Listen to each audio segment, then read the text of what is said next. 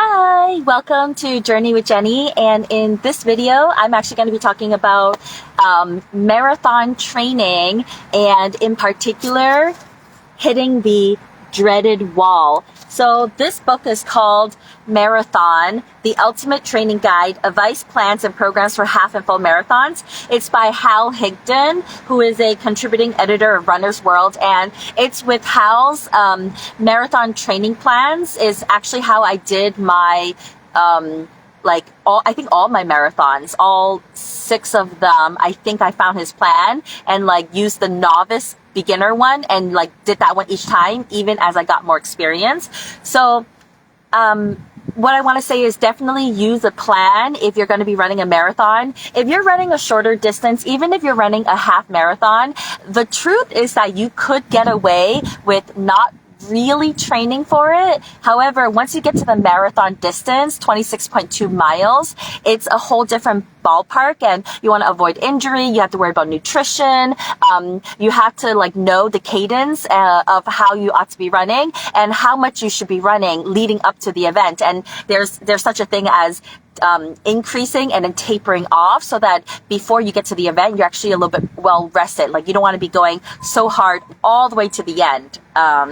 And in this video, I'm talking about the dreaded wall. So I'm going to read what Hal writes here about the wall and share my own personal experience about the wall as well.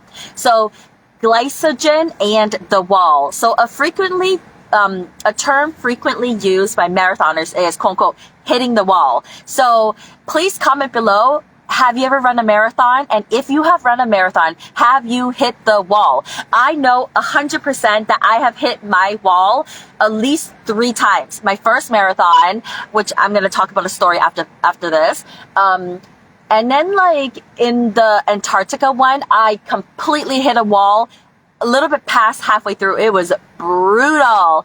All the other ones, honestly, I actually think I was pretty okay. So I wouldn't necessarily say I hit a wall on them. But I will say that if anything, the New York one, I was surprised because when I ran that loop, I ran it the opposite way. So I was going downhill, and on the actual event, it was uphill, and that was my first marathon. So that was definitely something where I could feel it was like I was about to hit the wall, and I didn't, but I was really about to hit the wall.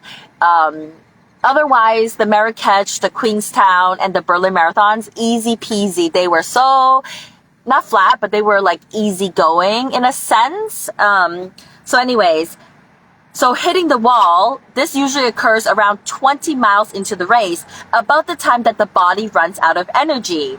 So often this happens so suddenly that the runners feel as though they crash into a brick wall. Bam! Their pace slows, their breath becomes labored, they begin to walk.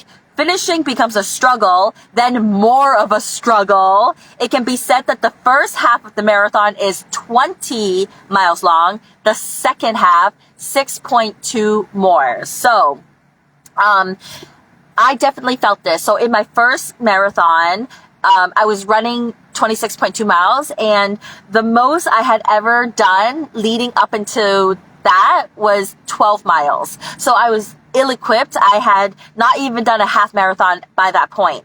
And I would not recommend that. Again, that was my first ever doing that distance. So in that sense, I can acknowledge that I was really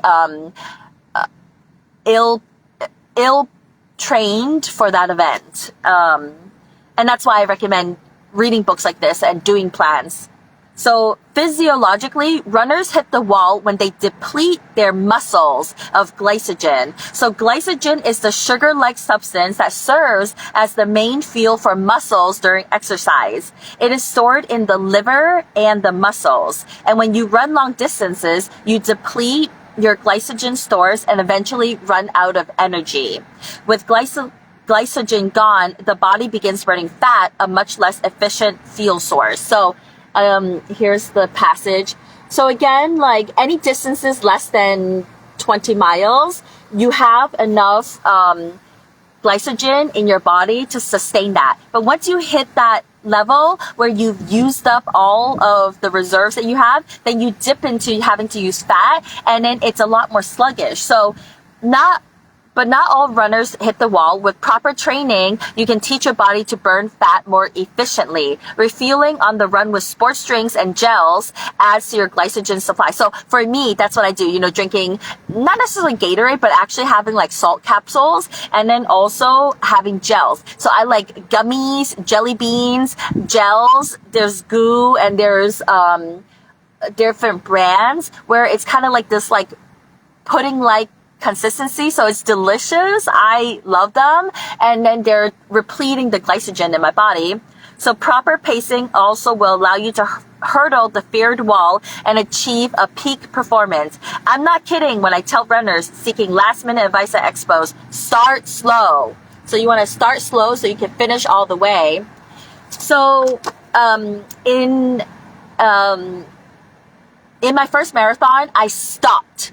At mile like 22, I stopped.